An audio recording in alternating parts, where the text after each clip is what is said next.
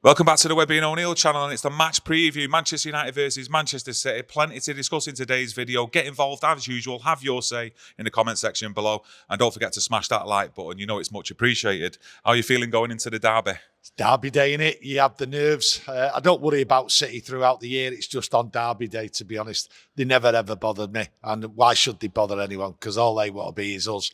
I just look forward to derby day, okay? It's a big, big day. This game could go anyway. That's how I look at it. I'm expecting his strongest starting 11 against City on Sunday. Rotation was going on in the midweek, has been going on since he walked through the door. And for me personally, I think he's been doing the right thing, Amorim. I've said in previous videos, I expect to see a more consistent side in the Premier League come that Liverpool game at the start of the year. But for now, I think we've got a couple of games a week. Let's keep that rotation going, keeping the fringe players fresh as well, just in case we do have any injuries as well, so players can come in and take over. It's just that at the moment, we're seeing a real lack of quality with some of these players who aren't as cemented in the starting 11. No, we've definitely seen a lack of quality in this starting 11. I look at Rashford and Xerxes against Plens, and they were poor controlling the ball, poor energy. I think a lot of the team in that first half was poor with their energy. Ruben Amorim did say that, and I was baffled why he never made a substitution at halftime. But on reflection, looking at it, I think what he did, he told these players, you're not running, you're not fighting. Where's the energy? I want you to go out there and do it. So on reflection, I think to myself, he gave him an earful because he clearly wasn't happy. And that's what's missing, the running, the aggression, and he's told these players, and I think you're going to see it against Manchester City. The side, what he puts out, will be full of aggression and fight and spirit, and that's what you need. We're missing it. We need to get it back because this running, what we've got up to Christmas and New Year, is very, very tough. Yeah, we need players with high intensity, willing to work, get in the faces of the opposition, and basically just run their hearts out. This is a Manchester derby, and there should be no players. We shouldn't even really be discussing it. No. That players, and you're not too sure, you're 50-50 on whether players are up for it and willing to put in the legs, the feet for a tackle, or just go that extra yard for the teammates. And for me, with this rotation, there's two sides of it. You look at one side, it's about keeping players fit. Also on the other side, Amorim having a look at his squad, what he's got to work with. For me, I actually think he's near enough there on who he knows is his strongest 11. And that's when we'll start seeing his strongest 11 most weeks in a consistent pattern in the Premier League. I think the Cup games, the Europa League, is where we'll see the rotation. And in my view, it's rightly so. Certain players like Ugarte who bring you that high intensity. Mason Mount, like we've seen, who come on as a substitute, gives you that as well. What the other two players, in particular, Rashford and Xerxes, weren't giving. And I think there's one or two as well that we will see rotation with.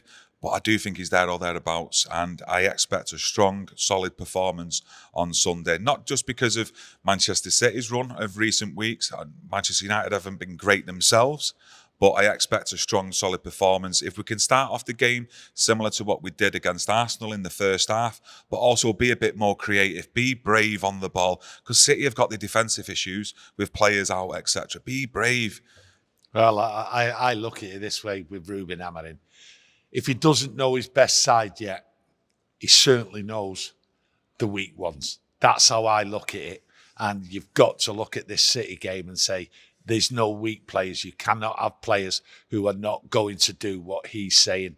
And he's called them out. And I think going forward, I think we will see a change in what he puts out there on the field. Yes, I look at Euro, for instance. He needs looking after at the moment, and I quite agree on that. I look at Malacia. I think Malacia can start games now, get an hour. Mason Mount, I think really, when you look at him, he needs an hour now.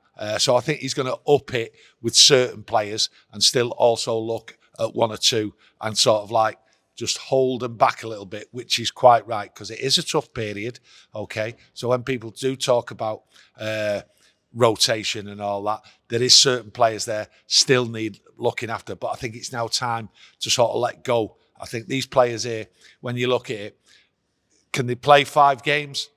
Can they play an hour in each game? I think so.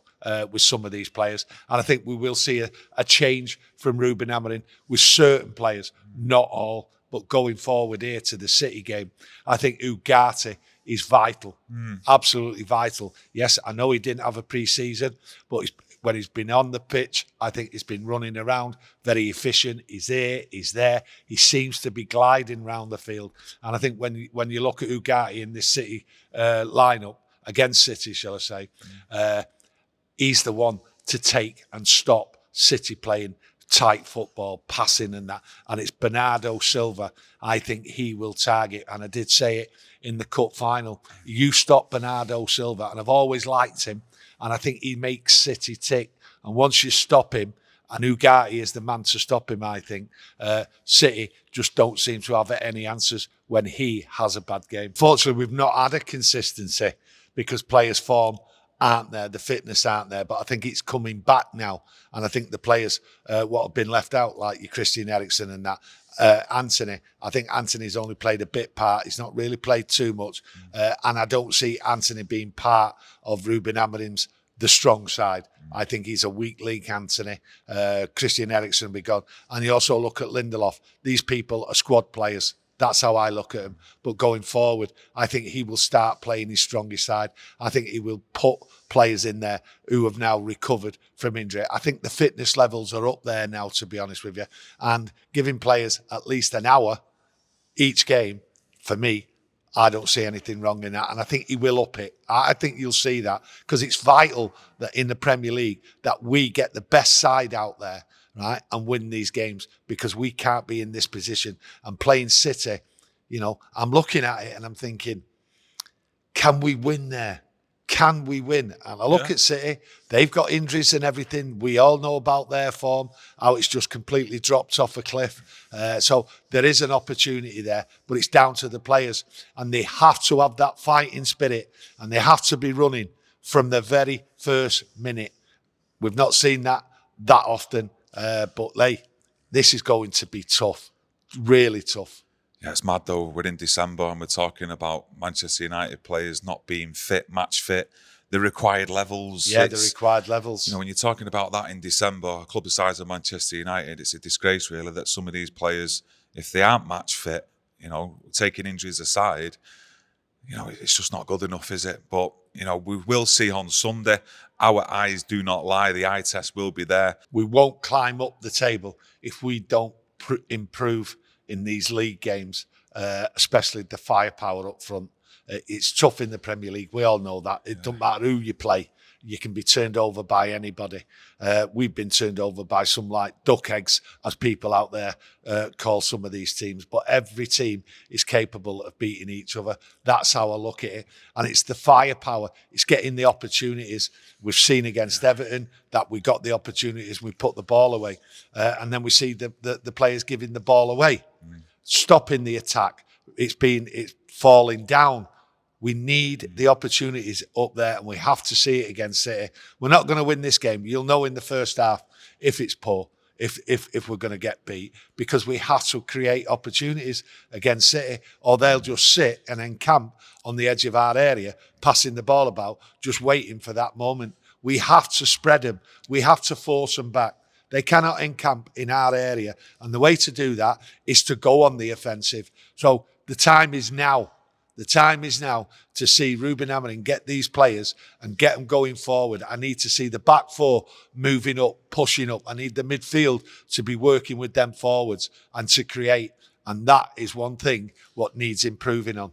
Yeah, one thing it does do, this rotation, is it exposes the players who aren't putting in the effort or who haven't got the required quality, and I'm all for that, because when the summer time comes, I do expect a few of these players to be shipped out the door. But concentrating on the game on Sunday, I did like the actual fact on midweek. You know, he played with them two number 10s, with Rashford and Ahmad. I'd like to see Højlund start this one with Ahmad and Mason Mount behind him. I think that looked, or will actually look good, and it'll actually help us going into this game in terms of like keeping hold of possession as well, or shall I say trying to have more possession against Manchester City, which a lot of teams don't actually get, do they? Let's face it. I'm looking at two players. One, Malacia, because I think he gets up and down. I think he's just walked in at the right time, got over the injury, and the opportunity is there for him to cement a place, because I don't believe when I've seen Dalot on that side, he's up to the standard this season. I'm not saying he's finished or anything like that. I'm just saying, based on last year's form, he's not doing it. And I want Malacia in there because Ugarte will be operating that side as well. And I think they'll both work together. And going forward, Malacia, for me, is going to improve more and more as you see him. And I think there will be space there for Malacia to get in and overlap whoever's out there in front of him, whether it's Garnacho or whether it's Rashford. I think Malacia and Ugarte are key in this game. Yeah, I'm not too sure. I do agree. I'd prefer to see Malacia definitely on that left-hand side as a left wing back over Delo, 100%. And I think a lot of people out there would agree with us on that. And you're looking at a tight turnaround, an away fixture. You know, we've got less time to prepare than what City had midweek. With Malacia, he's only just come back though. Can you see him starting 2 games that close together midweek? If he does start him, well, that tells me that he's near enough there. I look at Malacia and he's got the energy and he gave the energy. And I think, you know, I don't see a risk with it, me personally, with Malacia. I think he's got to get an hour. He's got to get an hour. And I think he's capable of it. No, I do agree with you. You know, he has got a couple of games in where he has actually played an hour. I know he come off at half-time against Arsenal, but if you can get an hour out of Malacia, you know, start the strongest side. Yeah. And I think that's what we're doing, you know, keep going over it in this video. Start your strongest side. Let's get some momentum and consistency in the Premier League because it's needed. And I do think that's what he's working on. That's the plan from Ruben Amorim. And I do like with what I'm seeing now because if you remember last year under Erik ten Hag, it was constantly our strongest 11 week on week, whether it was a cup game, a Premier League game. You'd get one player back injured and then the game would finish. Then you'd have 2 players out injured. And it was a constant revolving door. And at the moment, you know, in the last few games, not been great performances, but we're not seeing a massive injury list as well. We're getting near enough our full squad back, barring, let's say, Luke Shaw. So no, but if you look at Erik ten Hag even played his strongest side in many of the cup games and that where you wouldn't. But what you're doing picking that side?